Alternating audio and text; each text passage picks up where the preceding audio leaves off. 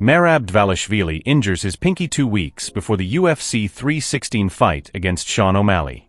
In the footage, Merab's pinky finger can be seen, and it's not in great condition. Why you break my toe, my friend? That was you. You kicked me in the head, broke your toe. That's your fault. Yesterday. I'm gonna cut it off. It happened today. This guy broke, yeah. This guy was witness. That's good. Before we continue, hit that subscribe button to help the channel. Cain Velasquez recently revealed that Dana White stepped in to cover his $1 million bail following his arrest in February 2022. The incident involved Velasquez pursuing and firing multiple shots at a man's vehicle. The man had been accused of abusing Velasquez's underage son. Velasquez was released on bail in November 2022, but was ultimately sentenced to 5 years in prison in March 2025. Speaking on the Basement Talk podcast, Velasquez said, "I don't know if he gave out a statement or something beforehand, you know, when I was locked up.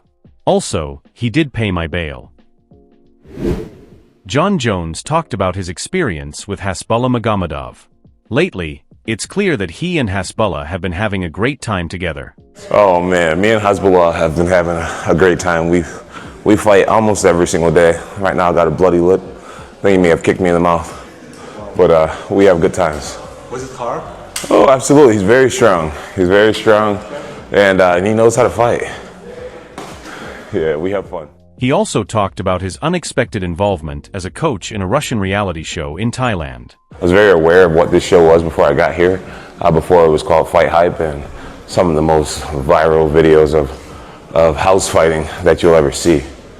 Did you talk to Aljamain Sterling or? No, I didn't talk to Aljamain. I saw that Peter Yan had been here, and Hamzat Chimaev, and you know, a lot of great fighters had been here. So I knew that the promotion was credible, just because of the level of talent that they have coming in and out of here. And I'm just glad to be one of the guys and hopefully bring it up to a new level. I got approached by my manager. One of the head kind of producers of the show reached out to us. Asked if we'd be interested in coming out to Thailand for 30 days. And I mean, it's Thailand. It's one of the most beautiful places in the world. And I'm around what I love, which are fighting and fighters. And so it just sounded like a no-brainer. Honestly, most days it's hard to believe that I'm at work. I'm having a lot of fun. Jon Jones also posted a new skit on his Instagram, known as Dr. Johnny Bones, Sleep Doctor. Float like a butterfly, sleep like a baby. And if you're having trouble falling asleep, then look no farther than Dr. Johnny Bones' sleep therapy. After my chiropractic business blew up, I knew it was time to start offering some new services. And that's when it hit me. If there's one thing I'm specifically gifted at, it's putting people to sleep. The world's more anxious than ever, and there's nothing more valuable than a solid night's rest. So I'm on call now 24/7, helping people get the rest they so desperately crave. Our most popular techniques are the Rockabye Baby, Circadian Circle, Snap Time, Shut Eye, and the Leota Machida. Sleep tight. Also, we just added a morning service to our menu. If you can't stop slapping snooze, I'm gonna start slapping you. Get your up.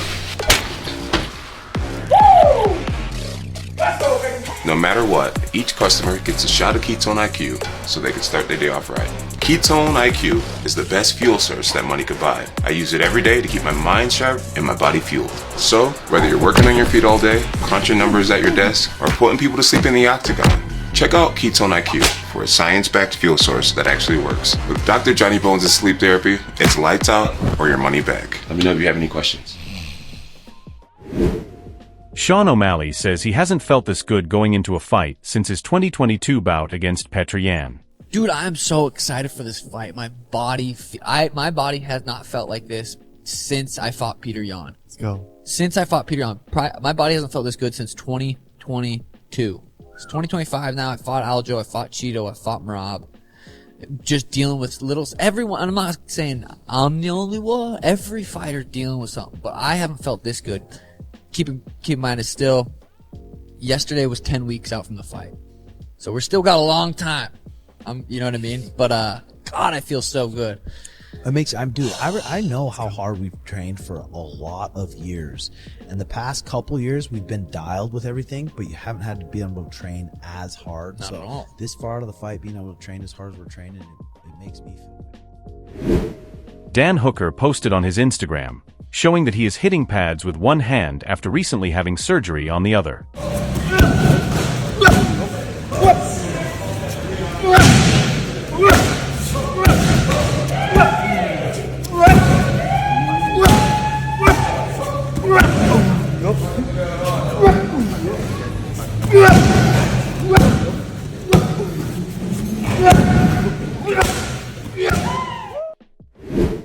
Tom Aspinall talks about whether MMA is more dangerous than boxing. I would debate it's well safer than boxing. Really? Yeah. You got a glove and you got a big padding on the glove, right? With boxing. You hit someone, you can cuss them, they give them 10 seconds, then you let them go again, hit them again. So it's 36 minutes a boxing fight. Right. That can happen 10 times in 36 minutes. In MMA, you hit them once, they hit the floor, you hit them again, or once or twice, the ref will stop it. What you got to remember about boxing is they've all had like 50 plus amateur fights. Yeah. Some of them have had hundreds of amateur fights, so this has happened for years and years and years. Then they do the pro fights and it happens again and again and again. Yeah. And I just think that even though MMA looks a little bit more brutal sometimes, you put elbows in and kicks and stuff like that, I'm not disputing it's a dangerous sport because it is, but I think it's safer than...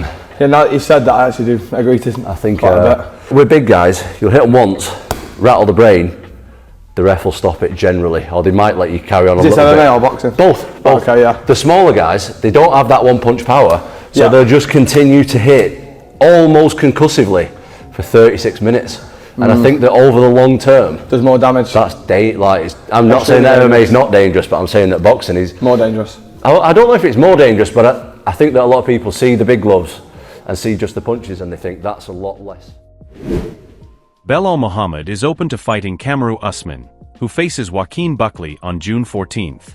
We see what's next. Obviously, when I'm looking at the division, I'm looking at the landscape of the division. When I think of who it could be, obviously jumps out to the table. If Kamaru wins, I feel like it'll be Kamaru. If he beats Buckley, gets past Buckley.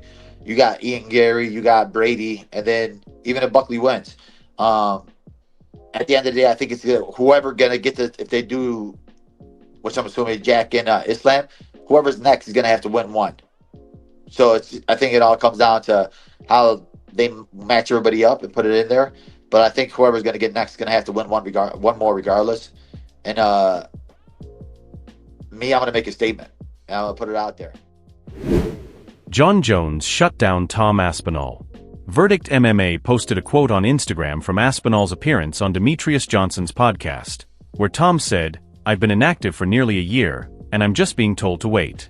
I don't care about fighting Jon Jones. I just want to be the undisputed champion." Jon Jones left a comment on the post, writing, "Shut your mouth and do as you're told," with a laughing emoji.